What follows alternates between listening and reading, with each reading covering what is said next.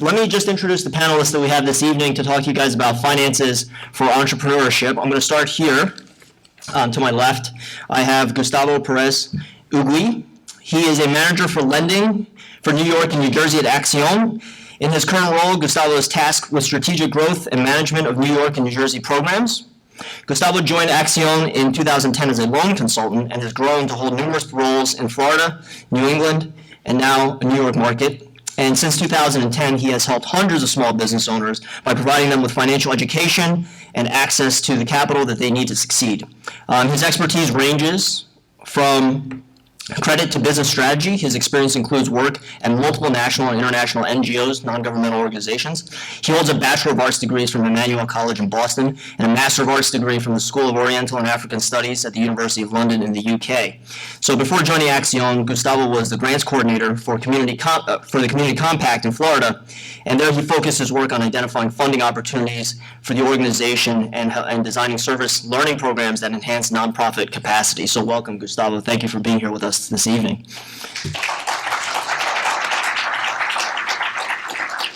Next, to Gustavo's left, we have Josephine Savastano. Josephine has more than 27 years of commercial banking experience, all in New York City. She joined Wells Fargo in June of 2013 following 8 years as middle market team leader with Santander Bank and its predecessors in New York.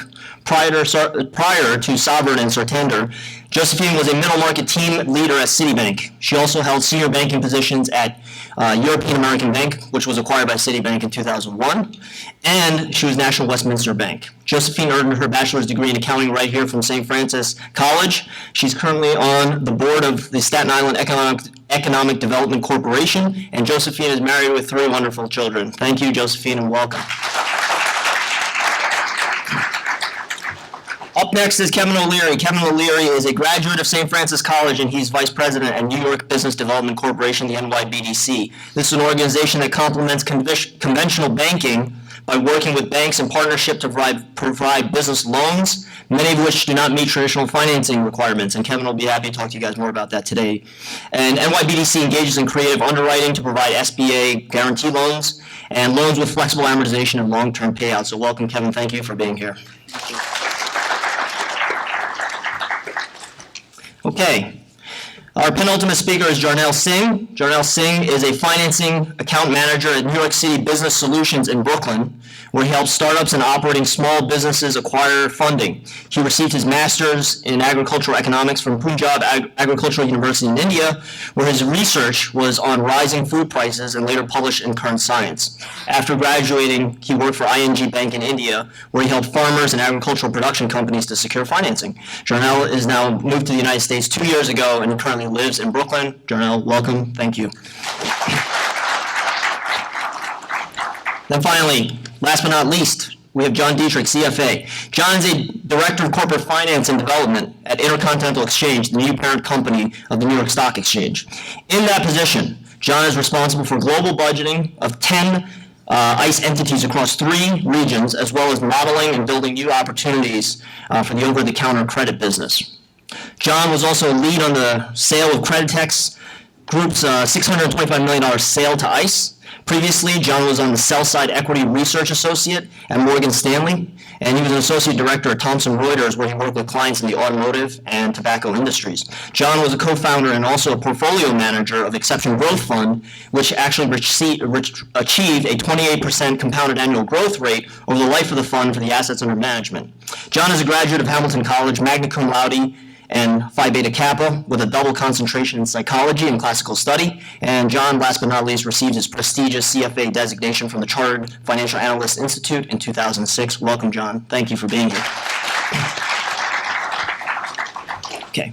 So now that we've met all the panelists, I'd like to ask each of the panelists to speak in turn about what they feel is most pertinent to the topic at hand today, which is financing for entrepreneurial startups. So we'll start with Gustavo. Gustavo? Sure. Thank you. So this is a topic that I could talk about for an hour. So I wanted to bring it down to maybe 3 top business mistakes that I see for the startup entrepreneur. So hopefully I can share that bit of wisdom so that as you're building your business, as you're building that business plan, you can avoid these 3 items. Really important to that startup, I see the issue of credit the issue of cash flow, but also the corporate structure. When we consider the corporate structure of a business, the most important point for you to think about is that every corporate structure has significance in terms of accounting. So the type of corporation that you establish may be double taxed or single taxed. So you want to think about your corporate structure. Are you a small business? Are you a large business? What type of startup are you looking to establish?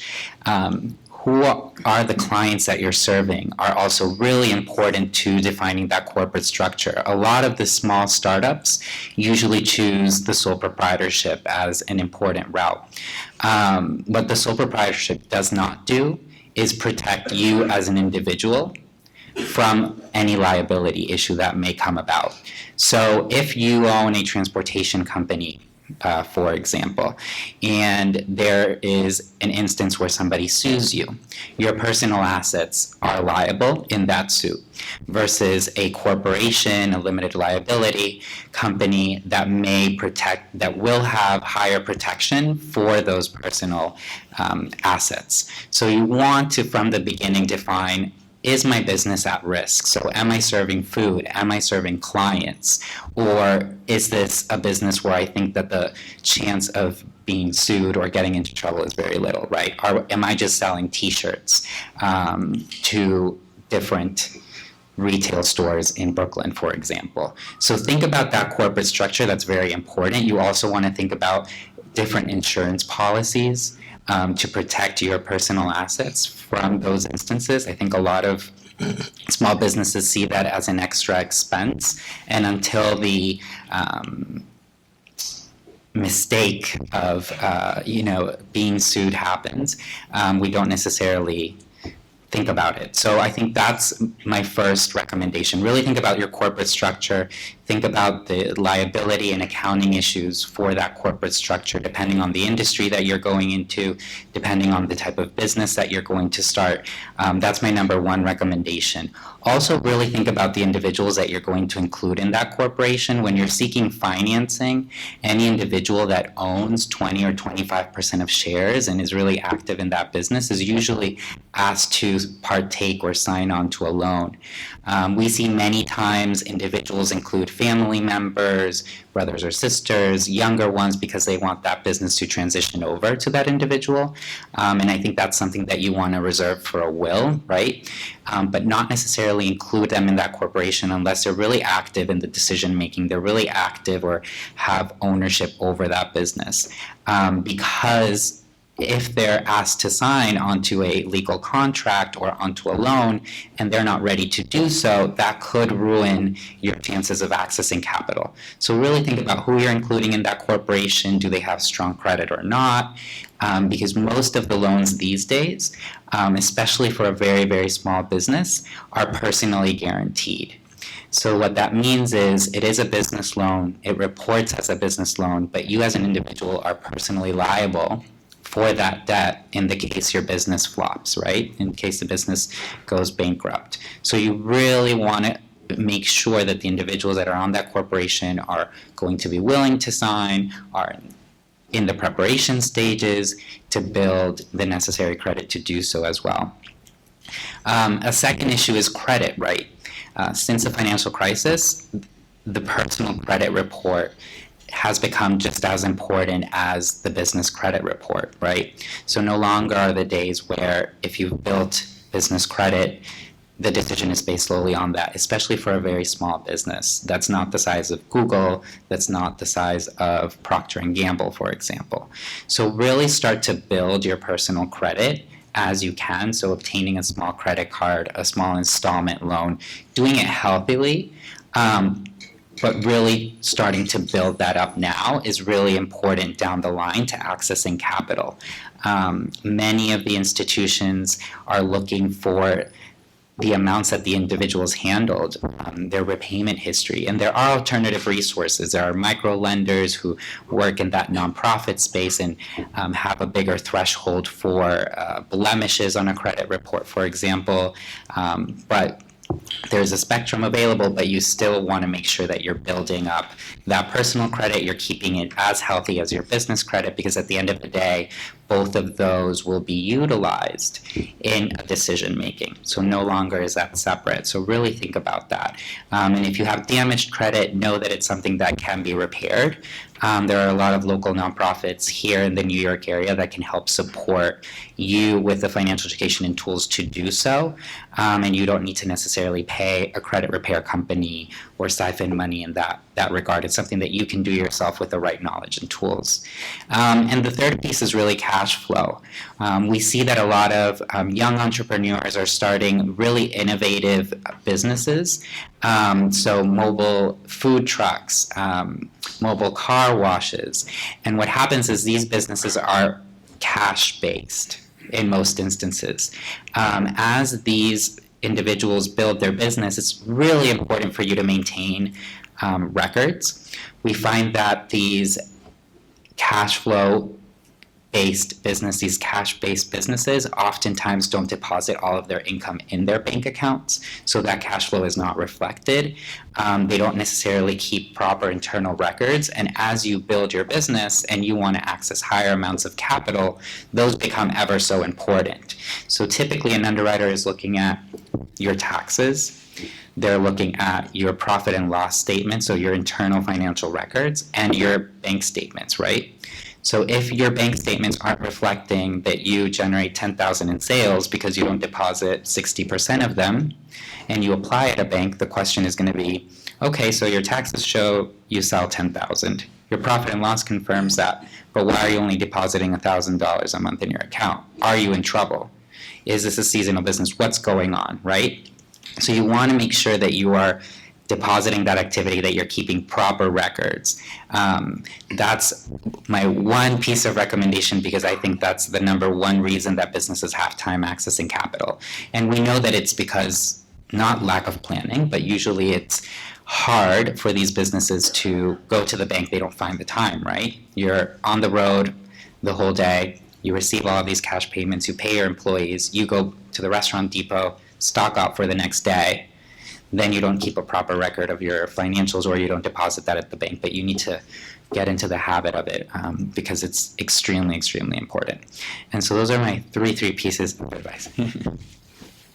Josephine?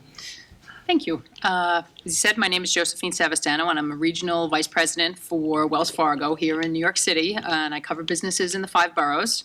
I'm also a graduate of the school, and my career started right here in this building, actually, and some of the connections that I made here have really helped guide me through the last 25 years, so you guys are in good hands. Little commercial, Wells is the largest bank by market cap in the world. It's the 4th largest bank in asset size in the U.S. with assets of $1.6 trillion. We have 9,000 locations and 265,000 employees in 36 countries. Now, Wells Fargo is a traditional bank. We simply take deposits, we make loans, and we make investments through over 90 different business units.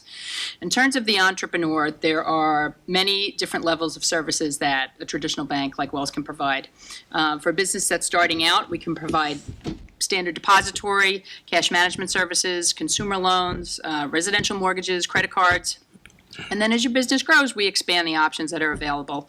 For instance, businesses that have been in existence for at least 2 years, we have what's called an unsecured business line, which can grant credit of up to $100,000, and that does not require submission of financial statements, but it does require you to sign personally, as Gustavo mentioned, and it's really based on your personal credit history. So that personal credit history is really critical, both as a starting point for your career and over the term of your career.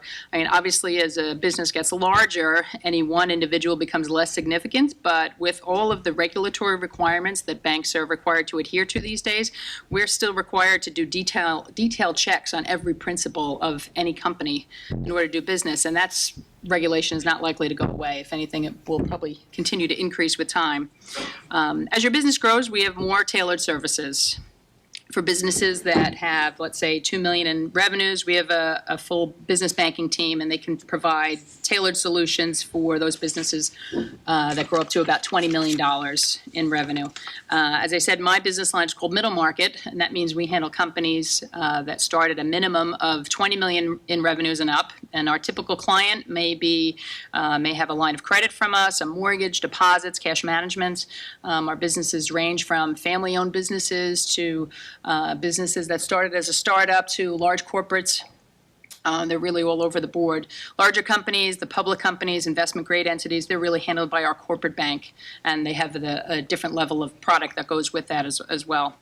Outside of the different sales levels, we also have a large number of specialty business which focus on different industries, different types of financing.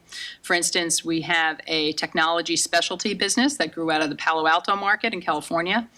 It works with technologies companies that are at the venture capital stage. So the segments in tech that we follow include information technology, clean tech, life sciences, venture services. Also, one of our largest segments across the country is supporting food and agricultural businesses. We have a specialty beverage business that works with beer distributors, brewers, wine and spirits producers, soft drink, which is an excellent business segment. Other areas of specialization include commercial real estate, not-for-profit businesses, equipment finance. We also provide asset-based lending. And in asset-based lending, the primary driver of the analysis is really not the P&L of the business, but it's really the balance sheet of the business, the value of the assets, the level of the assets. We also do equipment finance, insurance, leasing, et cetera. The list really goes on and on. There's a tremendous level of product variation and differentiation across the market. For anyone starting a growing business, there are a lot of options to support your business. And as the business grows, the options increase, obviously. My very basic advice is, as Gustavo also said, don't discount the need to have a strong personal credit history, because that's really where all the analysis starts. And if you do have some issues, as he said, you can work to get that cleaned up, and that's very doable. Also, develop a banking relationship early on, and that can start with just a basic checking and deposit account. As your business grows, it becomes critical that you make the connections with people in the market who can help you get to the next level. It may not be, that branch manager who knows you, but that branch manager has someone in the bank that he can get you to the next level. So those connections are critical. And my other advice is really have a good accountant and a good attorney. A good banker, a good accountant, a good attorney, those are all parties that can help get you to the next level. Thank you very much, Josephine. Very good. Kevin? How you doing, everybody? Kevin O'Leary, graduate St. Francis College, 1986. So I'm pretty honored to be here and to be able to give back. I want to talk a little bit more about the basics. A lot of people that are starting entrepreneur programs are really looking for startup money. Startup money is difficult sometimes to access, but relatively easy other times. And what I want to concentrate on is what we look at within NYBDC, and what we look at is your business plan. And that's going to speak volumes about your business, it's going to speak volumes about you, and it's going to give us a real full sense of whether this is a project that we can finance. NYBDC, we have a mission. We're called a Community Development Corporation. We were formed in 1955. We have investors that are financial institutions, probably around 60 or 70 financial institutions. There's another 60 or 70 financial institutions that lend us money, and that enables us to put out access to capital to small businesses. Our mission as a community development corporation is to create jobs. It's a very simple approach, and that's how we stimulate the economy. Because we're not as large as a bank, we look to the United States government, and we participate. Most of our loans, 99%, are small business administration loans. Small business administration loans are typically any loan, but we ask the government to give us a guarantee to limit our risk. There's also SBA programs for mature businesses to acquire real estate and to acquire large-scale fixed assets. I want to gear away from the mature companies, and I'd like to talk about the startup businesses. And across the banking community, we look at startup businesses as being in business 5 years or less. The SBA typically looks at small businesses that are in business 2 years or less. And the principal or driving force, again, is going to be your business plan. And with the SBA programs, we can finance acquisition of businesses, machinery and equipment, owner-occupied real estate. We even do leasehold improvements or construction loans. We provide startup working capital, not to be confused with seeded capital. Most of our working capital loans are loans and not necessarily capital. We look for you to come in with the capital in any project that you're looking at. We provide expansion loans for medium-sized businesses, seasoned businesses, and we also do debt restructure for seasoned businesses. Maybe you had a glitch somewhere, you need to improve your cash flow. We'll restructure your balance sheet, improve your cash flow to continue to give you sustainability. And we look to do that as a community development corporation because we look to create jobs and we look for businesses to retain jobs. So talking about a business plan, and I think you have a great foundation here at St. Francis in the Entrepreneur Program, but that's going to be the heart of what we look at. And if a lot of your businesses are startup businesses, you don't have the standard, tax returns, and you don't have financial statements and interims and all the different things that a mature business needs when they're applying for a loan. So concentrate your business plan, and I'll go through phases because I don't want to just use business plan as a single term. But you really have to understand what your project is. And a lot of people look at a project and say, I need money. Your project is really the beginning of your idea until you turn the key and open your doors. So it accumulates a lot of things, and it's what we term a project amount rather than a typical loan amount. Because from that project amount, that's where we look to see what we're lending, what you're contributing. And the importance of your business plan really is your experience, whether it's educational or whether it's a life experience. That's one of the main keys that we look for in starting up a business. Do you have that experience? Do you have that knowledge, which is the foundation of how you're going to be successful? We look at collateral. Most people get frightened when they hear collateral. Understand we look for it, but SBA does not decline a loan for lack of collateral. We look at your equity. So again, we take a total project. We need you to have skin in the game. We can't lend 100% of any project, so we need you to contribute on your end. And then we start getting into cash flow, looking at projections in financial statements, because at the end of the day, you give us this nice story of how you're going to start your business, how you're going to be successful, how it operates, where your experience is.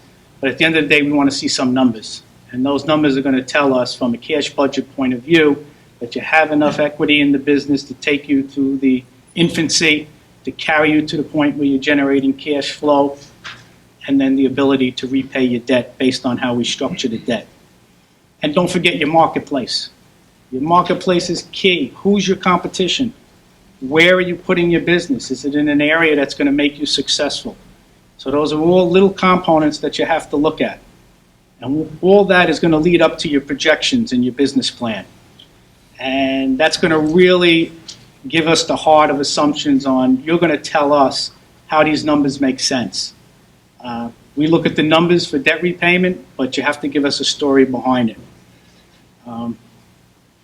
It's key to us to continue to finance small businesses, whether they're startups or mature, because again, it creates jobs, it retains jobs, and that circles back, to our mission, is to stimulate the economy, and we do that. Personally, I guess in 8 years, I've lent tens of millions of dollars to small businesses here in New York. We're also in the market of New Jersey. We're also in Pennsylvania and broadening our marketplace. And with that money that I've spent, I've lent, created many jobs. And understand that when we create these jobs, I feel very rewarded doing it because it's creating a salary for somebody. It's not we're not giving money for somebody to be successful and join a country club. We're stimulating, we're creating jobs. These jobs are for people looking to pay rent, they're looking to pay a mortgage and own a house, they're looking to get money to put their kid through dance school for education purposes. So every dollar we lent has an impact on the economy. I'm proud to be with NYBDC to be doing that every day. Done it in banking, done it on this side with a community development corporation. But what I could leave you with is really get a hold on your business plan, because that's what we really use to make a decision to say, put in an application. We try not to say no. Maybe we'll help you tweak it. There's others here that can help you do that and maybe streamline it a little. But that's going to be key for you to gain access to capital. And we are in the market to lend money to small businesses, even startups. Thank you, Kevin. Okay, Jarnail? Thank you, everyone. Good evening. My name is Jarnail Singh, and I work as a financing account manager with NYC Business Solutions. Very happy to be here. Reminding my college days that 2 years ago I was sitting on that side. Today I'm here. So that's really interesting. So I just want to give you a little bit overview about the company. It's very important. NYC Business Solutions is a suite of services offered by a Department of Small Business Services.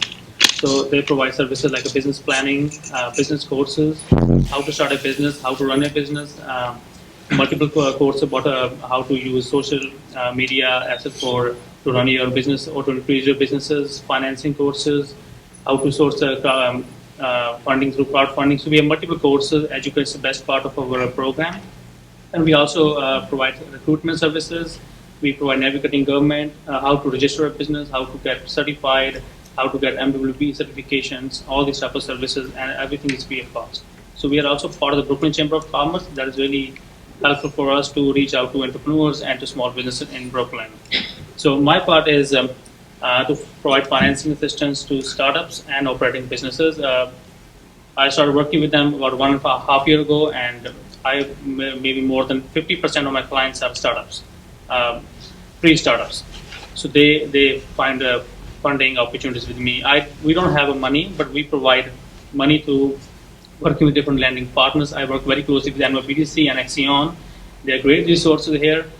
So how do we work? We work with entrepreneurs. Let's say you guys are coming to us and you want to start a business. First of all, we also ask these questions, what you want to do. Same, my colleagues have said that business planning is very important. That is the best thing you have to start with. Business planning includes, first of all, your business summary. When you're looking for funding, there should be some parts which you have to follow. First is business summary, your business overview, your product, your service, what you're trying to do. It's best way to reach out, follow your passion or follow what you like to do. It's very, very important. Some of my clients, how they find out what they're looking for, what they work in the past. A lot of clients, they work in a restaurant, they want to start now restaurants. But working in a restaurant and starting and managing a restaurant is a very different thing. It's very lot of pressure and a lot of knowledge you need. Now you're going to wear different hats. You're going to be a waiter. You're going to be a manager. You're going to be a accountant. You're going to be a financing guy. You have to look for financing outside. You're also a sales guy. So it's too much work and it's too much knowledge you need to gather from different parts of your working style. So how people go and find these all funding sources that we teach there is a lot of money is available here. How to reach out to that money. Business planning. After finding your sales and products and services, next step is what are your sales and marketing strategies. Very important. You have to work on that. And then comes the financing part. Financing part, like guys from NYPD said, is very important to tell your story. What are you going to do? Numbers are not only the thing that somebody can give you money. You have to tell what is the story behind those numbers. How you projecting your sales, how you came up with these numbers. One of my clients is very interesting. He told me that he was starting a coffee shop in Brooklyn. He was sitting outside a coffee shop in his area, just a few blocks away from his area, and he was counting how many people are coming inside and how many going outside. And then he went inside the coffee shop, sitting there for 1 hour, ordered a cup of coffee, and he again started counting what their average ticket is, how much they are spending. So this is how he got idea. I mean, how much money I can make in this particular area. He did in 3 or 4 different markets, and then he found a niche where it makes sense to open his coffee shop. So these type of things you need to do. And other side, when looking, so when you have all these numbers, then you can definitely convince and you can tell your story that this business is going to be a profitable business. So even you're looking for a lender, even looking for investors, they want to invest money in your business because they're also looking for profit. You should stand spending money for. If you're going for a lender, they need you to repay back. So these type of things will help you to get these numbers. And next step is you really have to go financials. You're hiring. If you a lot of clients, a lot of guys here maybe just doing some kind of home-based businesses. It's very important. You have to study right now. I mean, if you're doing something right now, start incorporate your business. Even if it's a sole proprietorship, get a tax ID. If you know you're going to do this in 2 years after leaving the college, so start collecting all the documents. Start collecting all the records. How much sale you're doing. Even you're doing $100 a sale, it will bring a history for you. Once you're looking for a loan after 2 years, when you're leaving college, you're starting a full-time business, it will bring a history for you. Otherwise, sometimes happens, people are doing something in the college life, or even they're doing some part-time home-based business, but they are not keeping records. They don't have any name for this particular business. When they come after 2 years to get the money, when they come to the lender, that is totally a new business because you're incorporating your business that day. If you're starting a business 2 years ago in 2012, but you didn't incorporate, you don't have any records, you cannot show anything. You did this much of sale in the last 2 years. So how can you show that? These things are very important for you to understand. Now, I work with a lot of startups. A lot of college graduates come to us. They want to start a business. They're already doing these things, but they have no idea when they start keeping the records. That's very important. And there are a lot of opportunities for micro lenders that are here. They will give you money on the base of your personal assets or your personal guarantee. That's why credit score is very important. There are so many ways to improve your credit. We even have a credit builder program. You can consult with me. You can come to our office. We provide a lot of consultancy to how to improve your credit history. And then after that, when you look for money, even through investors, we provide business planning basic classes, so where you can learn how to write your business plan if you're looking for a loan, if you're trying to get money from the investors. So there are a lot of resources, but you have to start working from now. If you're thinking something to do in a couple of years, that's the best way to start. You're telling your story, even verbally or even on a paper, is very important. Thank you. Thank you. Rob asked me a few days ago to be on this panel, and I was thinking about what I was going to share with you. And I thought instead of talking about financing a business or going into details, I thought I'd share with you a personal story of my entrepreneurial past. And in thinking of the topic, I kind of keyed in on a manager I had in my first job out of college. And this guy's name was Tony. And he was a complete jerk. I mean, this guy, he was arrogant, good-looking. He would hum Red Hot Chili Pepper songs. I mean, this guy, he was like the most annoying person. He thought he was the smartest guy in the room. And he loved to interview people and ask stress questions. And one of his biggest questions that he always asked was, what item on your resume is the biggest item on your resume is the biggest exaggeration? So he's kind of looking, to test, how are you BSing or what's fluff, all right? And he's putting you on the spot, right? You're in an interview setting. You want to present yourself well, and here you are. You have to say, well, in that Goldman internship, I really just watched YouTube and did fantasy football all the time. Didn't really do what I said. And this guy, he keyed in my mind because I was thinking about in the bio that I sent over to Rob, what is the fluff piece in my resume? What did Rob say that really isn't true fully? And one of the things that I deliberately put in for Rob, and I wanted to say, was about my experience with Exception Growth Fund. I was a co-founder of this business, and we did achieve a 29% compound annual growth rate. But the business was an absolute failure. One of the things we did is this. You got to understand the perspective. It was 2001. The dot-com boom had happened. The crash had happened, and our business model was predicated on the idea that we were going to get people back into stocks because we saw amazing opportunities. And you see, obviously, the flaws in this idea. But we were convinced, and we actually had fantastic ideas. We had great risk management. We had a very good team.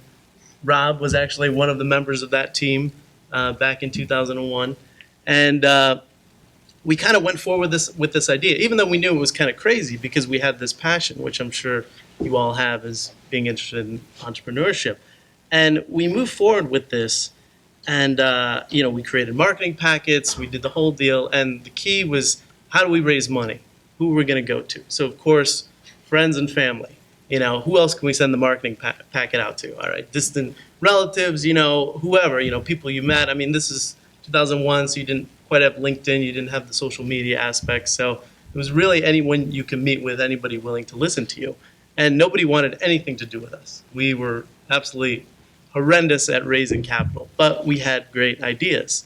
And one of the lessons that I took from this experience, because it was a failure, we did it for 4 years, 2001 to 2004. We all made money from it, but we weren't able to get capital. And, it's a struggle. It's a real struggle, and you will face it if you try to start a business. You can use the tools that the other speakers have talked about, but ultimately, it's you and an investor, and you got to sell them on your plan, on your idea. You got to make them believe in you. Ultimately, you're selling yourself. And so one of the things that I took away with it was that I was in this business idea was in Cleveland, Ohio. And for me, it was kind of a turning point because the success led me to coming out here to New York, working in Wall Street, which is something that I never thought was possible beforehand. Excuse me. And ultimately, I got my CFA. I worked at Morgan Stanley. Now I'm at Intercontinental Exchange, and we just purchased the New York Stock Exchange. So one of the things that I want to say to you is that when you have your business idea, you don't know where it's going to go. Sometimes it's not about making money. Sometimes it's not about, creating the next Facebook. Or, you go out there, you take the risk, you learn about your strengths and weaknesses, and ultimately you learn about yourself. And if you can then take that knowledge and run with it, and maybe you could do other things. Like, for example, I ran with that, the performance was real. We actually made that performance, and I leveraged that into a career on Wall Street, ultimately. So, there's great opportunities. I applaud anyone who's interested in starting a business, who has the drive, who's willing to listen to all of us drone on about financing. But ultimately, you are selling yourself, and there's so many things. And just to kind of add a little bit, one of the markets that I'm into now is the medical marijuana market, and I'm getting a lot of business plans in that market. I'm hearing a lot of pitches that people are making, and two of the errors that I see all the time in these pitches for money are that people they're over aggressive with their market expectations. They completely think they're like, we're going to be the next billion-dollar company. The market's huge. This is going to happen. You got to be reasonable. People with money are, of course, you have to sell them on your fantastic idea. Sell them, some people have this idea you should create the market as big as you possibly can. I don't think that's correct. I think ultimately you need to be reasonable. You need to be optimistic, clearly. But also protect on the downside. Always know your break evens. Always know, what, have some contingency plans. What if you don't make $100 million in year one? What if you make $1 million? What are you going to do? Are you going to cut your staff? Are you going to do this? Think through scenarios when you're modeling out, because oftentimes people ballpark best case and or even like somewhat moderately best case. But do some damage control. And the other thing is the importance of the team, the people that you're with. Fortunately, I met Rob.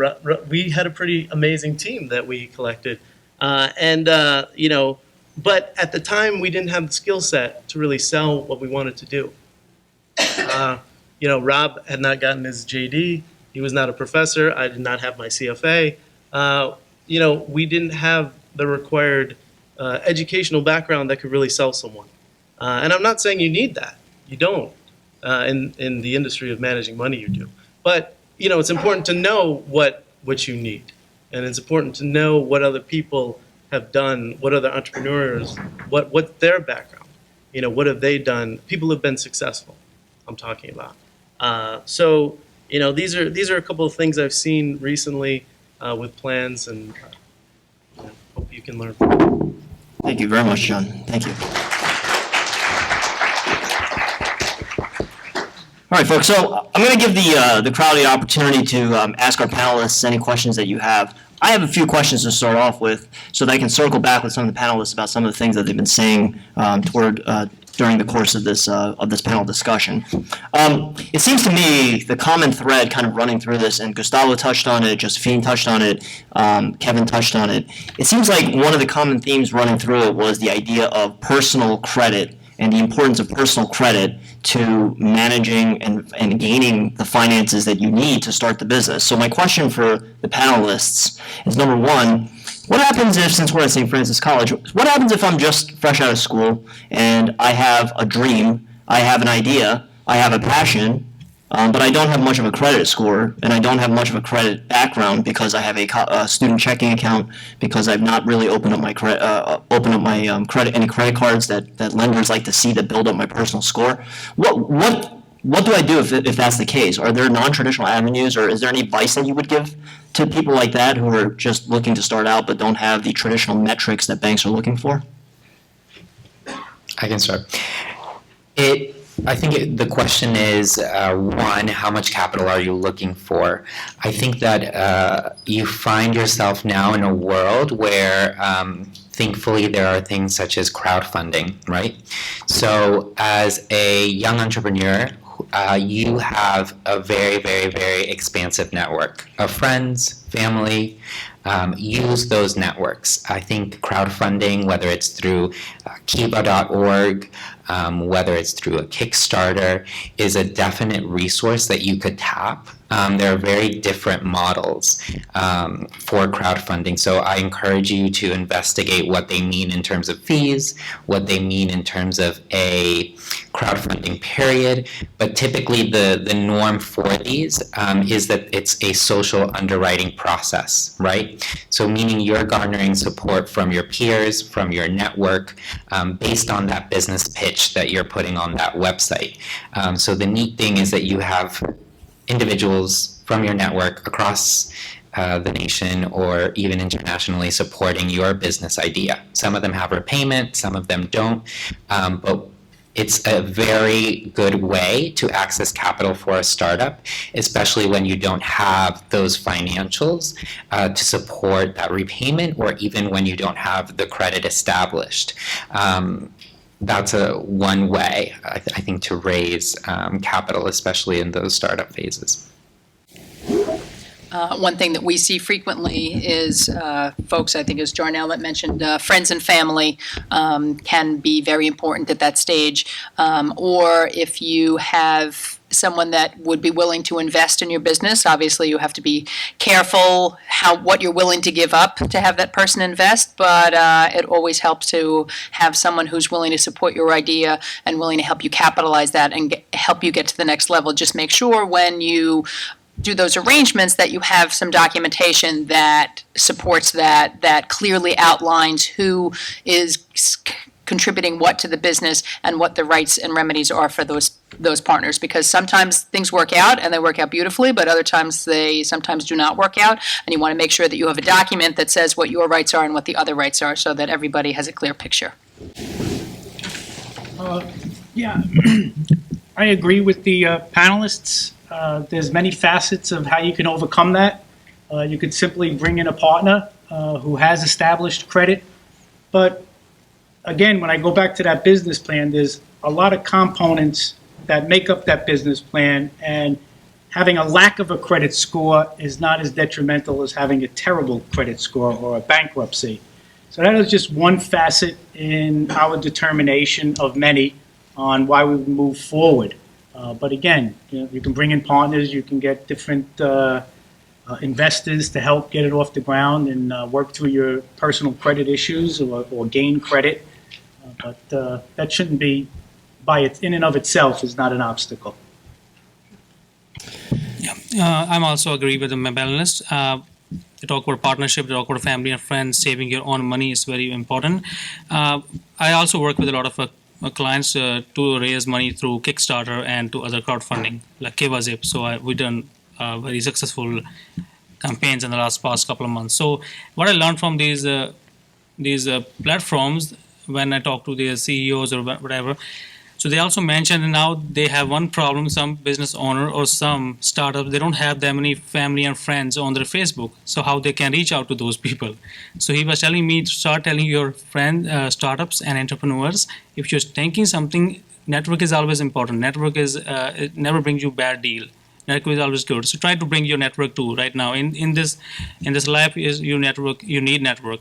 That will also help you to raise money through Kickstarter and Kevazip or other platforms. In Kevazip, if you have at least 15-20 friends, you can start raising some money, so they can help you to go beyond that limit. So they can reach you to match that money. So these type of helps you can get from these companies, but then you have to do some part on your side, a good story, a good business plan, business idea, which can convince all the crowd, which are millions of people there on the other side of the web. How you can convince them. That's very, very important. People have hard time sometimes work on their small one-page business plan, which we are going to upload on the website. Sometimes it takes months because you have to convince those people how you can do that. Great business idea, even if it's a simple business idea, but you're doing something different, and that's entrepreneurship. You're bringing some new ideas, and you're pitching in front of the people. They will help you, and that you can learn from now. I think you should start doing that now. Great. Thank you. Josephine, you and Jarnail both commented on the importance of internal records when you're starting a business. So I have a compound question here for you. Number one, are accounting records important for the business at the early startup phases? And if yes, then what types of accounting records are, I guess, most important? Are you guys looking for balance sheet? Are you looking for statement of cash flows, the income statement? Which one do you deem to be most important in those types of situations?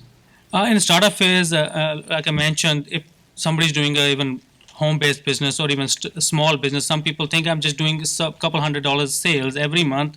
I don't need to register my business. I don't need to keep my records for that. But it's very important when you're coming and bringing the whole business plan. I have so many clients. I work with the 50% business owners who work with me. They are startups. They are entrepreneurs. They are pre-startups. They are doing something in the last couple of years, but they never have any records.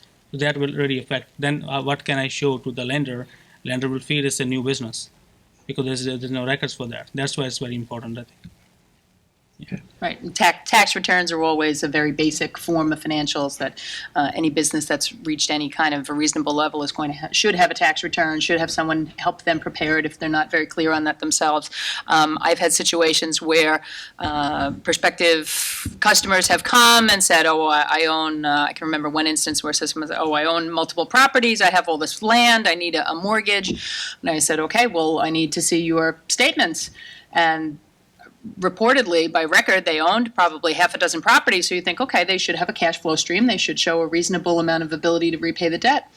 They didn't show any income. So I had to go back to him and say, you show no income, but I have all these properties and I have all these tenants and leases. Again, you show no income. So I have nothing that I can justify my argument to say how you can pay me back. It's great that you own it and presumably you're making money, but if you have nothing that's documented that, there's nothing I can do with that. Mm-hmm. You know, we're not able to do anything with no statement. So you had mentioned that the most important advisors for a new business startup would be the CPA and the attorney for the business. So should a startup business be focused on learning maybe like a computerized accounting application or something like that to keep track of the books and records, or should they be farming out those types of services? And if they were to farm out those services, what happens if they don't have enough money to do it? Are there other ways for a prospective business owner to prove to you that the business may be profitable beyond the books and records? I mean, I think certainly a good accounting package is definitely a way to start that. You know, I think my other panelists are probably better than a traditional bank to respond to that. But, you know, you do need to start somewhere. And to me, a good accountant and a good attorney are not necessarily the most expensive accountant and attorney. They're people that you trust and people who understand your business. And that's a critical factor. QuickBooks, you know, is a system that for many can be daunting and confusing, but I think there are many resources out in the community these days, QuickBooks classes that are for free that can show you how to utilize this software. I think, and I feel for Jarnail, when we're talking about record keeping, I think it's the fact that the person does not keep records. And that means that they're really not tracking how many t-shirts they sold of a certain color. They're not keeping track of how much cash is coming in versus is going out. So when you ask them a question about it, whether it's in a ledger, whether it's in a system on a computer, I think the existence of that record is important, right? So that you can speak to trends in your business, seasonality in your business, and so that you can make decisions. Because I think the business owner that does not keep records is the uninformed business owner. So to make those trend decisions, you need to know that, the pink jackets are selling better in this period versus this period. Selling out of a certain item isn't necessarily a success, right? That just means you can sell more of it.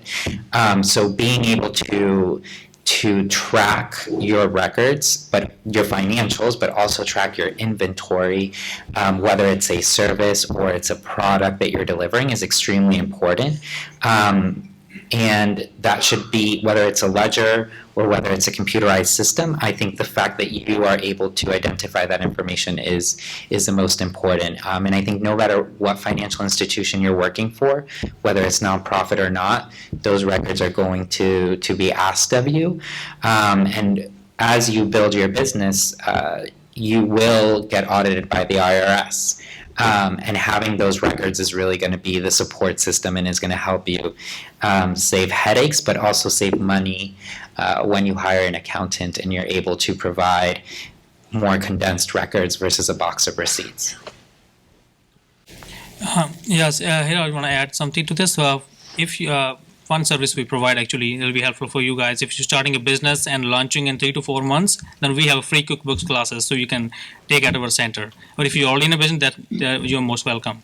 Other thing, even if somebody doesn't have a QuickBooks or doesn't know how to use these QuickBooks, I think it's just make a spreadsheet. I want to give you an example here. I was currently working with one entrepreneur. She's an immigrant. She doesn't even speak English. She speaks Spanish. She doesn't know how to use a computer, but she's doing this small business for the last 6-7 months, and she keeping records on her book, on her like a copy. And this is how we used it. So we used all those records. She has everything, how much money coming in, coming out. So you use simplest way, the way you can use, the way you can keep track of your sales if you're starting and doing already something. So it's very easy. I think just go with the basic way if you don't have money to buy a system or something. Thank you.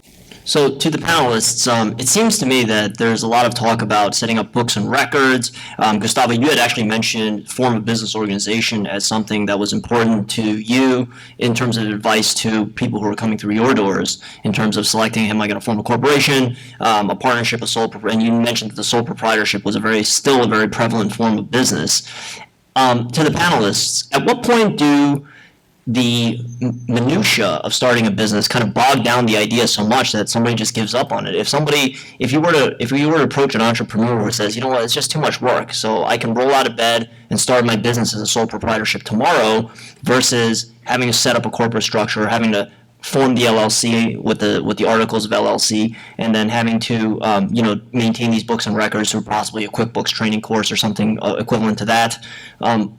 What would you say to somebody who says, you know what, let me just skip it, because if I continue to go down this road, then my idea, I'm going to completely lose passion in my idea, and this business is not going to get off the ground? Well, many people start as a sole proprietorship just because it's easy in the beginning.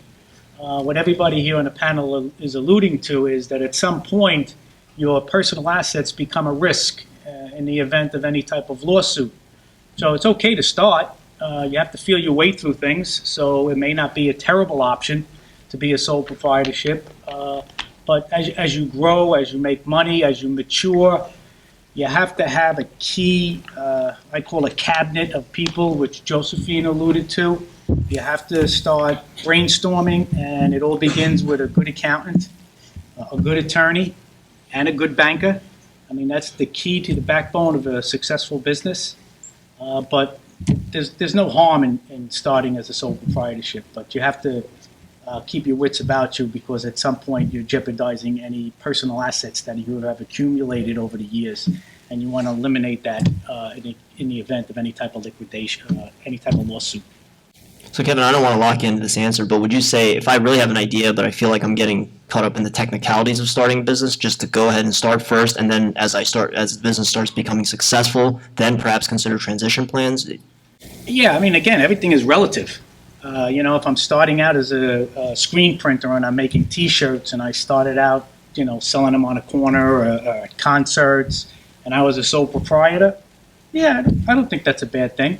But at some point now, when I'm moving into a building, I'm hiring employees, and I start some type of, for lack of a better term, mass producing, I think at that point, if you had a good cabinet of people, they would be the ones to tell you, listen, now you got to incorporate, you got to make sure your records are more timely, more accurate. At some point, as you grow, you may need to borrow. So let's look at the 1 year projection. Let's look at your 5 year, 3 year, 5 year projection. And if you're going to need money, you need to be able to show on paper that you could repay debt. So it's an evolution, is what it would be. Understood. Very good. Rob, I'd like to address your question. Success in entrepreneurship takes commitment, work. If you find yourself saying this is too much, as the example you gave, you won't be successful. You will lose, because your competition is putting in the work. So my advice to someone who has that attitude is there's other options. You don't have to be an entrepreneur. There's franchising. In fact, franchising is a great option for people who don't like to do all the other work, all the minutia. It's already done for you. It's a package. You buy in. You set up a licensing agreement. You have a franchise agreement. You read it. You agree to it. You pay them money, and they've taken care of everything. They take care of your accounting, your back office. You're just running the show. Now, you do have some level of autonomy, but at the same time, a lot of things are dictated to you. And that may be a better fit for the person who has those sorts of issues that Rob brought up. John, I want to come right back to you, actually. So we've talked about kind of early stage financing for startups. So we're looking at what the theme, again, I'm getting here is that we're getting a lot of personal guarantee assets. So, you need to maintain adequate books and records, select your form of business organization, and then after that, the business can get a loan, but your personal ability to personally guarantee the repayment of that loan or the repayment of that financing will be tied to that. So you're personal guaranteed. So you're tied to the business, so that you have skin in the game. I believe what Kevin had used the phrase. John, at what point do you see at what phase of the business do you see that, all right, I'm past the startup phase, I'm growing, at what point in time should a business consider things like going to the public capital markets to raise money? You're intricately involved. You guys are now the parent company of the New York Stock Exchange. You're intricately involved in the public capital markets. So at what point in the stage of the game should an entrepreneur start thinking about, I want to play Major League Baseball now instead of minor league baseball? Sure. No, it's a great question. And there's a simple answer. The simple answer is when the future looks amazing for your business, profitable, growing, that's when you want to strike. And I've got a personal example of that. I assisted in the sale of CreditX Group, which was a private company, to Intercontinental Exchange for $600 million. That business, we considered going public. That was an option for us. And we looked into it. And I'll tell you, at the time, people were buying steak dinners, or they were ordering steak for lunch. It was the credit default swap market. This was 2007, boom times for that business. And that's when we were thinking of selling. And you want everything to be great. You want the market to look good. And you want to have the controls in place, because that's the other factor about going public that people tend to underestimate is you need to have good accounting, you need to have good systems, you need to have good tracking, because now you're accountable to your public shareholders, and you're going to get questions. And I worked at Morgan Stanley as a sell-side equity research analyst, and those questions they dig. And if you look like a buffoon, you're going to get written up by all the analysts, and your stock is not going to go anywhere. So yeah, that's my answer. So when you're ready for a level of scrutiny that you've never experienced before, that's when you should consider. Insane level of scrutiny. Okay, got it. Jarnail, I'm curious. As a personal note, you said you work with. I believe you quoted the number of 50% of the people that are coming through your doors are new business startups. I'm just curious. What industries are you seeing most popular that are coming through your doors seeking your assistance? We have spa businesses, coffee shops, restaurants. In these days, Amazon businesses are booming. A lot of people are starting their small business on Amazon, so they are coming to get some money. And then we have retail shops selling clothes.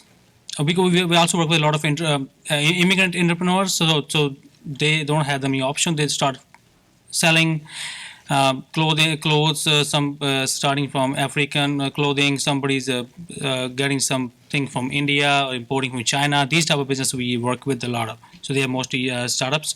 And we seen some people who were starting making new apps. So they reached out to us, some farming businesses in Brooklyn, rooftop farming, these type of businesses we're working with now. Yeah, just mostly coffee shop, food businesses are a lot. Okay. Now, I think everybody in the room has probably at some point or another heard about the old axiom about new businesses' failure rate. What would you say to somebody who's daunted by the fact that new businesses do fail at an exceptionally high rate? What would you say? Would you say continue to forge forward, or would you say maybe not? I work with a lot of businesses. I had nobody failed yet, but I would say I don't want to use the fail word here, because we are here to get some positive attitude first of all. So most of the times, what I've seen, some business owners they start with some sort of management team. In some cases, they're not working with that person anymore. In this situation, they have to shut down the business. If you don't have a passion for this particular thing, if you're starting a business, you're going to be everything. You're wearing all the hats. So it's not a 9-to-5 jobs. Some people just give up. They cannot do everything. A lot of entrepreneurs, they are in the stage where they have crossed 2 years. They made good sales, but now they need more money to move forward. They want to bring investors, but then I heard from these guys, they said it's too much work for now. I cannot handle it because I don't have a great team. I cannot hire this person because I don't have that much money. Or sometimes they just scared to bring somebody, to hire someone, or to hiring a new team, people. In this situation, people want to just, I cannot move forward. Otherwise, I haven't seen anybody who said, I'm just shutting it down. They have troubles. In my experience, I haven't done that. Right. Yeah. And just kind of sticking with you for one more here. Mm-hmm. In terms of you mentioned that the New York City Business Solutions, the government entity, is helping with financing and operating assistance to startups. Can you give it a little bit more detail there in terms of what do you mean by financing and operating assistance? We don't have money, so we work with a lot of funding companies, banks, credit unions, micro lenders, crowdfunding platforms, investors. Like I mentioned, we work closely with NYBDC and ACCION. We even have a Brooklyn fund, which is for Brooklyn businesses. It's a $10 million fund, and that is started by Brooklyn Chamber of Commerce and NYBDC. So when somebody's come to me, they're looking for funding. So I go through their whole file. I sit with them. We go through the whole business planning, what they need for financing. Then I find the right lender for them. So I work with about 30 lenders, 25, 30 lenders. It all depends what you're looking for and where you stand. If it's a startup, you have different types of financing options. If you're an operating business, so you have different type of financing options. So that is my work, to find out the best deal for you guys. Very good. To the panelists in general, many of you have already offered your advice to somebody who's looking to start a business and perhaps finance a business. Do you have any, if you were to give a piece of on-point advice to some of the folks in the audience here, what else might you add to that? I think to continue on one of Josephine's comments, really get to know, I think, your lender, but also the lenders in your community. I think there's extreme power in understanding what the financial resources you have are as an established business or as a startup. I think some of us at that startup phase may already have the capital we need, but I think you want to begin thinking about the moment when you will need that capital. From my experience, most businesses do need access to capital at some point in their growth, and it's typically at the moment when there's a huge, for example, order. So you may be a t-shirt wholesaler, and then Walmart comes along and says, you know, your t-shirts are amazing, I know you're selling in the New York area, we want to bring this nationwide, and we want to give you an order of 2 million t-shirts. Typically these big retailers pay net 30, net 60, net 90, right? So 30 days later, 60 days later, 90 days later. So it's up to you, the small business, to put up the cost. Right? You need to buy the merchandise, you need to produce those t-shirts, you need to send them out. And many businesses either stagnate or do not grow because they're not able to access capital in those key growth points. And that usually is because of lack of preparation. I think you'd be very surprised to know that any banker that you go and sit down with will be very frank with you about what the requirements are. What do you need to have in place? So I think it's good to have those conversations on an ongoing basis so that you can begin to prepare for the moment when you may need it. If you don't, fantastic, but most businesses do. And I think you want to be prepared for that. So that's my biggest advice. Great advice. One thing that I would add is adding on an earlier theme when Robert asked about, you know, what about the business person that says, I can't do it all, you know, but I can't afford specialists, I can't, you know, I can't do this. One thing that we see where businesses tend to get in trouble is where the founder or the principal may be a great salesperson. Like that's really the thing that they're strongest at. They really understand that. They know how to do that really well. Where we see businesses start to falter is where they could have a great salesperson, but they don't have a finance person, or they don't have a marketing department, or they don't have a good banking arrangement. So part of being an entrepreneur and having a great idea is also knowing your limitations and knowing where you need to have some help. And that's really the biggest thing. And the companies that can get beyond adversity and can recognize when changes in the market happen or when they need to bring in additional help or additional talent, those are the companies that can really get from one level to the next level to the next and not get stuck at that one spot because they can't get beyond their own skill set, or they haven't recognized that they need some additional help and they haven't brought that person in. I'm going to go out on a limb. If you have a good idea and you have a plan, you need to be a risk taker, and it's not a bad thing to do that. Right now, you hear a lot of businesses where people are starting rooftop farms that he just alluded to. Well, before it was an idea, it was a research project on the Hudson River on a barge. And the fellow that did that dreamt of doing that his whole life. And he said, I don't need to use dirt, I don't need to be on a farm. And there's a lot of real estate in the city, and I could do this.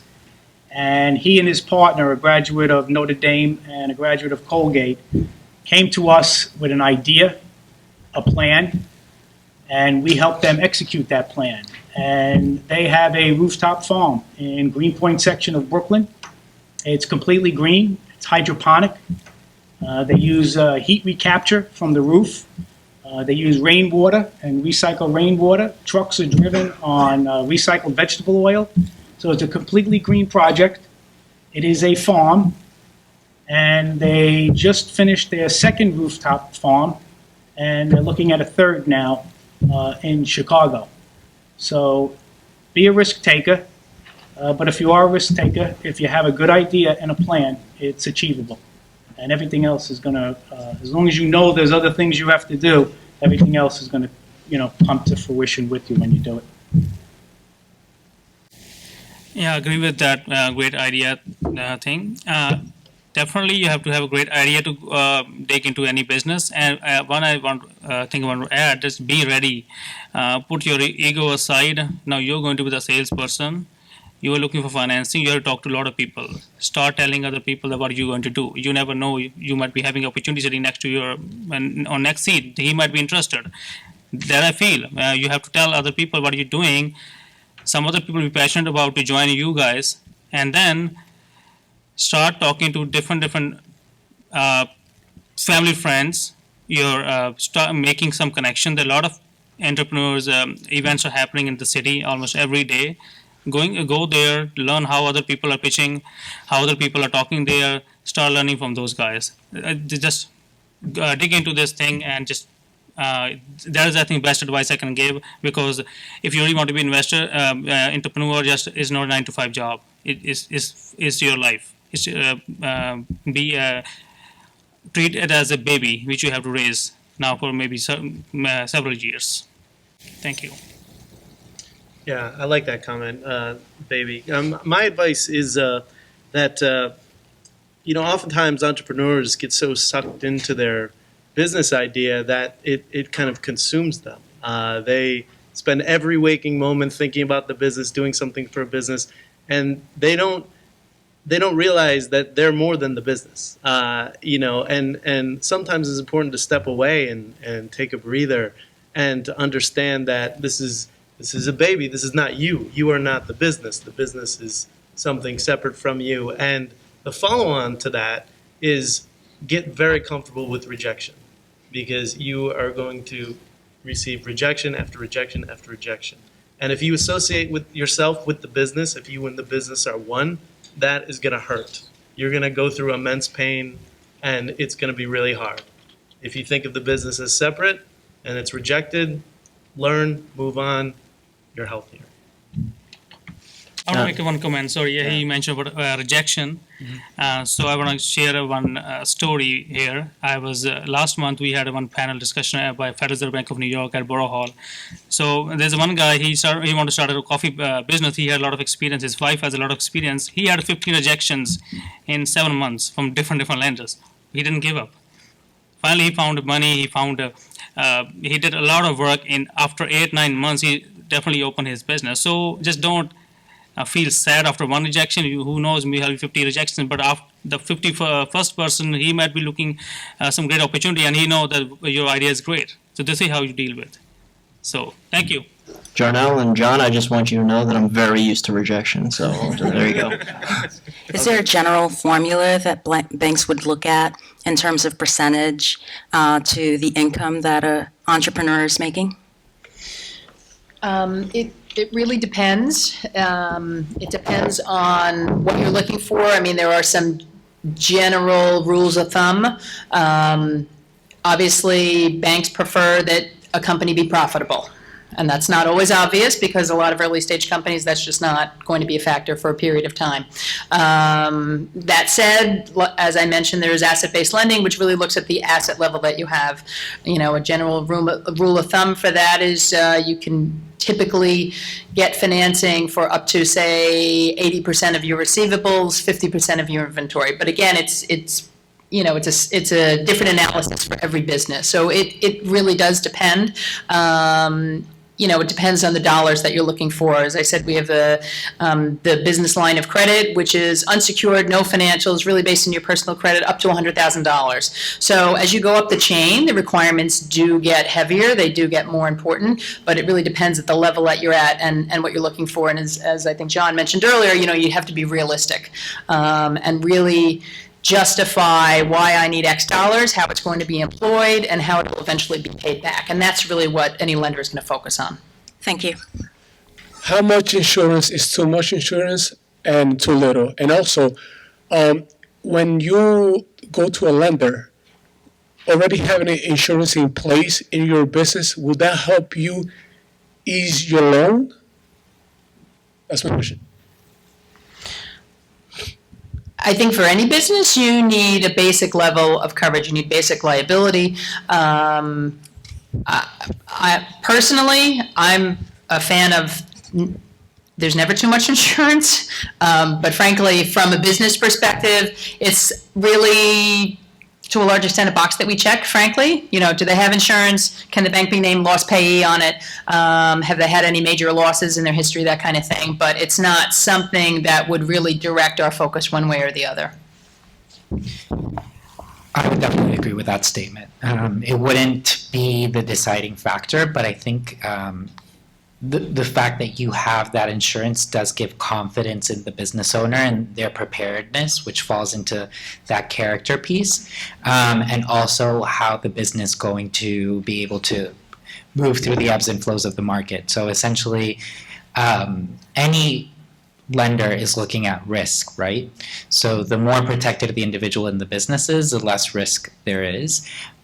So it may give more confidence to an application, maybe, but I don't think it would sway dramatically one way or another. With regards to creative projects, is there a standard that banks use? Let's say if someone is producing a film, for example, or looking to create a museum. When it comes to creative projects, I think those are more complicated for traditional banking. I think, private investors, venture capital, foundation funds, I think those are probably better resources, certainly for starting out, because those can be, more difficult to plan out in terms of what will the return be longer term, because the goal in those instances is not always necessarily to make money. So you really have to look at it from a slightly different angle than maybe a traditional bank would look. And I'm sure Jarnail probably has had some experience in those efforts. I don't have working with film and production companies or museums, but I agree with her because it's very hard for them to project this movie is going to be a big hit or no, or obviously museums are not there to make money. So I actually had one experience working with one museum in Brooklyn. So she actually invested all her money, and it was very hard for her to get money from any other bank or any organization. So you have to invest your own money, and we helped her a little bit to get money through investors. So yes, you have to go through a different way. You have to see a different way. Yeah. Any type of business, whether it's for-profit or not-for-profit, if you're borrowing, goes to a similar kind of credit check and credit criteria. Basic question is, what are you using the money for and how you're going to repay the loan? But there are particular institutions that concentrate on different industries, and one would be the not-for-profit world. So it's a little different, a little bit more difficult to analyze. So you'd probably have to find an institution that's more geared towards that type of industry. You've seen that in banking world, right? Yes, we've certainly, most of the large banks have some segment of their operation that focuses on those companies. And many times you see organizations that have a wonderful mission, that are very good at executing that mission, but if they don't have a strong business plan behind that and the ability to really measure that, then that's going to be very difficult for a bank to finance. I've heard people say that, not-for-profit doesn't mean lose money. You want to be able to be a self-sustaining business, and any bank is going to look at the same kind of books and records towards doing that. A mission is a wonderful thing, and execution is obviously critical, but if you don't have financials that can capture that and that can reflect that you can be a sustaining business, then you're going to have a tougher time to attract capital. And I think my recommendation to the nonprofits is usually to go the crowdfunding route, the social underwriting route, because these days the number of nonprofits that exist and are very large and have proven impact have really built a reputation of supporting communities, but also build relationships with these institutions. So for a startup that's in the nonprofit field, it's extremely hard to get capital, even from a foundation. It's very, very, very competitive marketplace. Most of the untraditional lenders won't even lend to nonprofits. So I think that a first avenue for a nonprofit structure, especially in that startup phase, is going to be that crowdfunding route, that social underwriting, that community-based underwriting, because nonprofits have a hard time funding when they don't have a proven record of impact. right? So is this program that you're trying to initiate actually going to provide these many people with jobs or help increase income in such and such a community? So I always recommend the crowdfunding route first. And as you're building that nonprofit and you have proven impact, it'll be much easier to do so. But I think you want to make sure that you have the right program model set, and that you are really focusing on evaluation and the metrics for that evaluation from the beginning of that project, because it's a very, very competitive space. Gustavo, do you mind just explaining very, very rudimentary what crowdfunding is exactly? Yes. So there are different models, but essentially, crowdfunders are internet platforms where you pitch your business. So typically there's a crowdfunding period, let's say a 3-month period. Essentially what you are doing is you're putting your business idea out there, right, to the internet marketplace, and you are essentially networking with individuals that you know and or may not know. And these individuals are contributing to whether it's a mission, whether it's a project, or whether it's a business that they themselves see, one, can have an impact, or two, that is going to succeed, and so they want to invest in that. So there are two types of crowdfunding. Some are essentially loans that are going to be repaid, and the interest rate varies, and others are essentially money that's gifted or granted to that individual, and there are certain fees that go around that. But essentially Kiva, for example, let's use Kiva.org. Kiva is an organization that supports the micro entrepreneur, the small business owner, right? And so there are hundreds and hundreds of people that know that this organization is a platform to support these small business owners. And so everyone in the audience, essentially by building an account, can go through and view different businesses and contribute to that business. Kiva is a model where that loan is repaid. So as that individual business repays their loan, you're going to get your investment back, right? Some models are nonprofit, some models are for-profit, so you make money on some of them and some you don't. But the idea is that the mass of people is contributing to this business idea, and it's social underwriting, right? So there isn't this credit check, there isn't this cash flow base, but it's an idea. Is that? That's very, very, very good. I know, like recently in the news, they have technology businesses that are valued at billion-dollar valuations. I just want to know what justifies those valuations, even though those companies are maybe cash flow negative or haven't turned a profit yet. It's a fascinating topic. When you have negative earnings, right, you can't do your typical earnings multiples. So oftentimes they'll look at EBITDA, but if that's also negative, you've got revenue.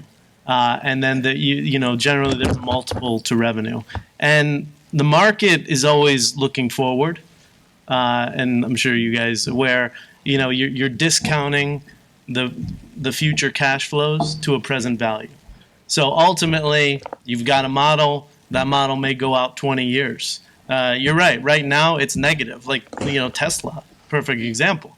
Why are they valued so high? Well, because people aren't looking at it right now. They're looking at 10 years from now. Where's Tesla going to be? And that's being priced in. Now, there's a lot of emotion that gets factored in that. There's, you have issues of like what's the risk-free rate, what's the premium on the risk-free rate.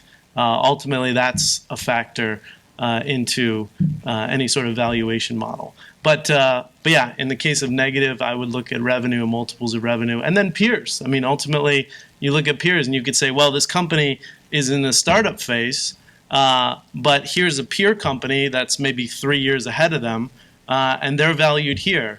And so you would say, well, they're not. It doesn't make sense for them to be equal. It makes sense that this one that's maybe a couple years behind would be discounted. But should they be close? Maybe this guy has got better management. Maybe he's got, you factor in these intangibles. And then that's also, but it's an art. I mean, there's an art to it. It's definitely not as quantifiable as it may seem in an Excel spreadsheet. what happens if you're having rejection after rejection? How do you cope with that?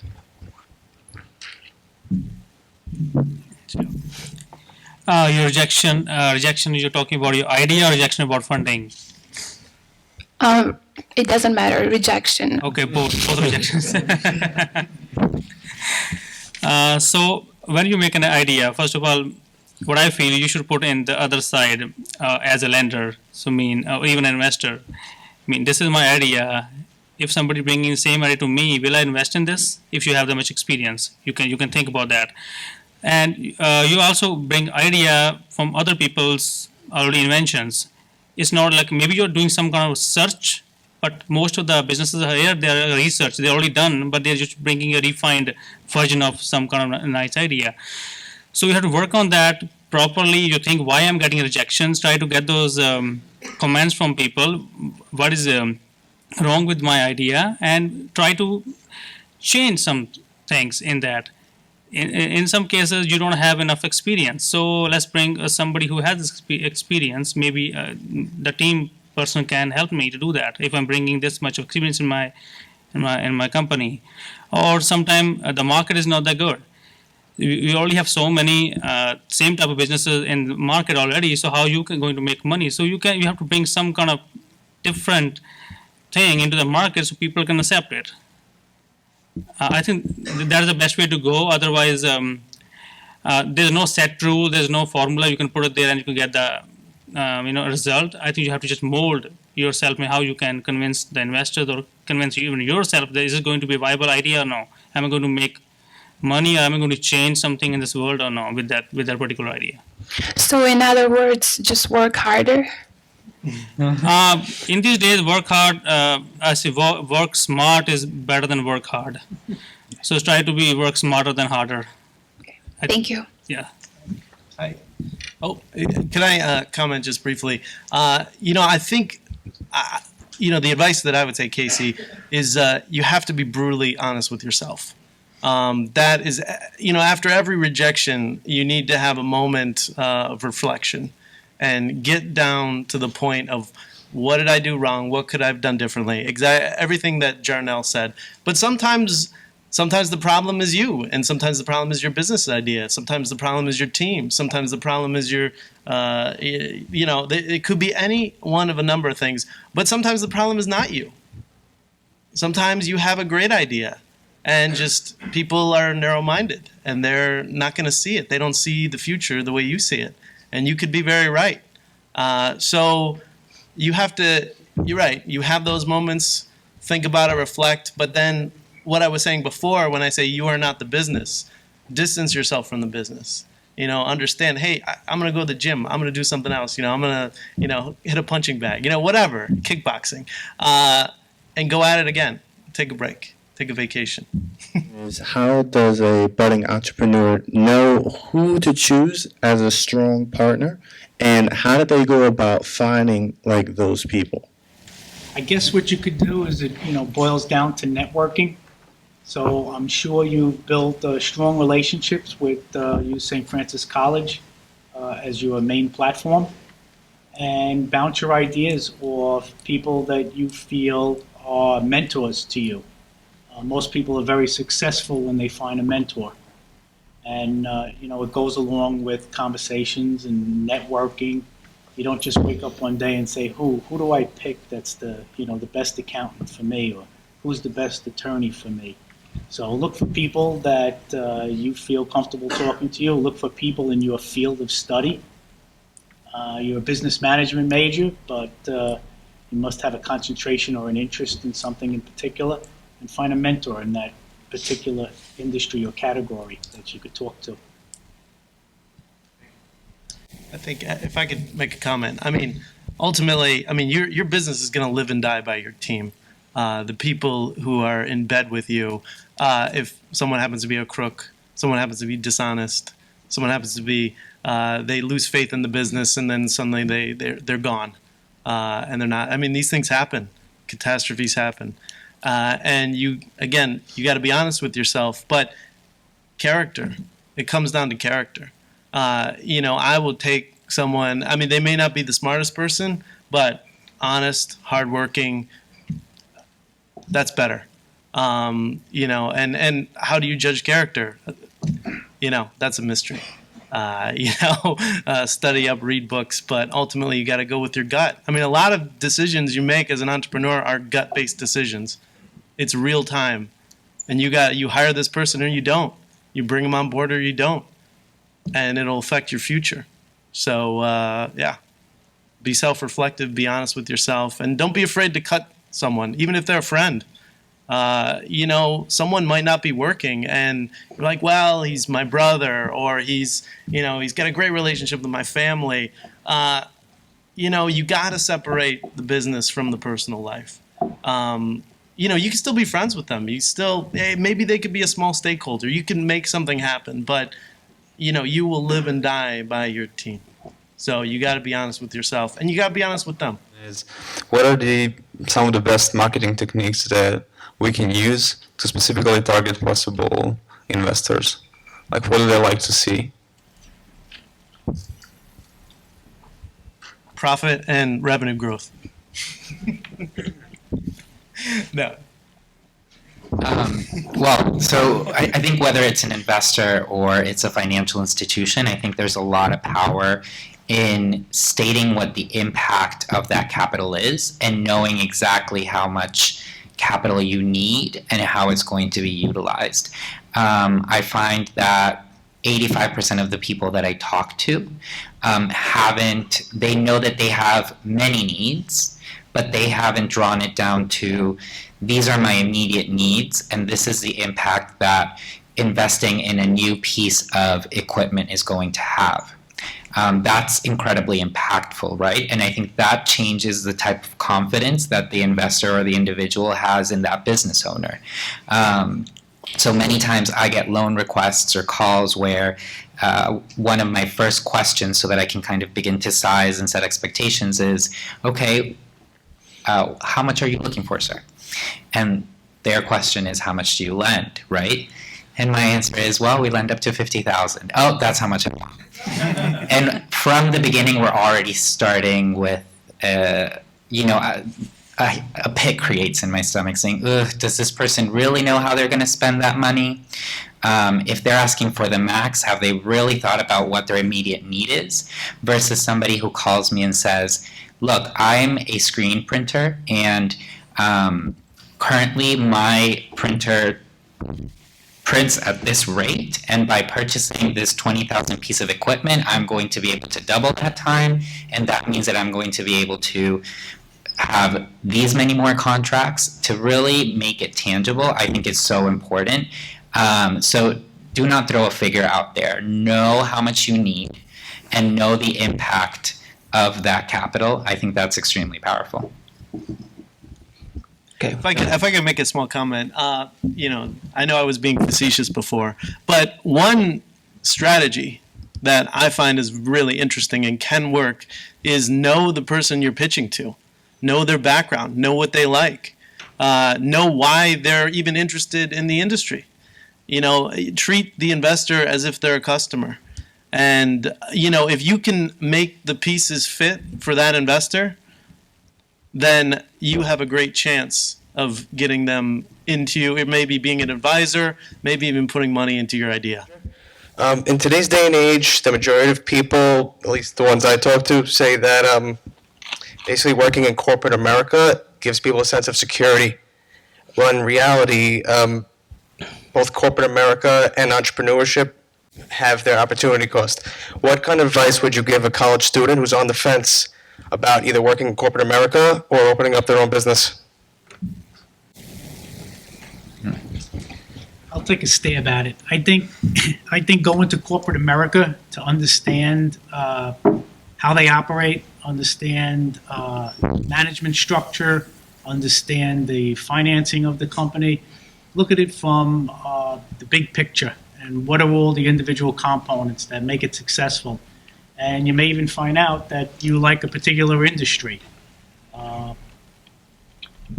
think that would be a sound foundation. And as an accounting major, you probably heard many stories where someone goes, after they graduate, they go work for a very large accounting firm, and they do their stint of 2 or 3 years of auditing, and then they go out on their own. So going to a corporation isn't necessarily bad. Gives you foundation and understanding of business. But sometimes, you want to take that risk and you have a good business idea. Could go either way, but business corporate-wise give you a good foundation. And I think working for someone is not a bad always. You learn a lot.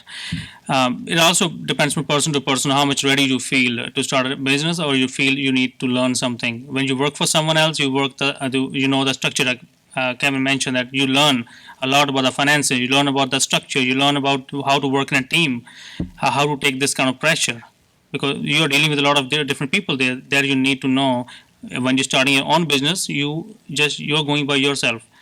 Maybe another partner. So everything you have to focus. You have to deal with everything. So there you learn by working for someone, and then move forward. So, okay. So I think one of the useful pieces for a startup, right, is at most loans, the wide majority of loans, you're going to have to prove that you can repay that loan, right? So for startups in that initial stage, any outside income that you may have to support that loan payment is extremely helpful, right? So do you have a part-time job? Do you have a pension? Do you have a full-time job that permits you to maintain, let's say, that $100 or $200 loan payment? There are nonprofits that could help fund you in those startup phases. Smaller amounts though, right? If you have an outside source of income, or if you have somebody in your household who's willing to co-sign on that loan and they themselves have an outside source of income. So that's one option if you're going the loan route. Otherwise, I think crowdfunding, kiva.org, for example, I think you must have a very expansive network and you know what it means to build a network. So kiva.org is an interest-free loan. The first loan that you would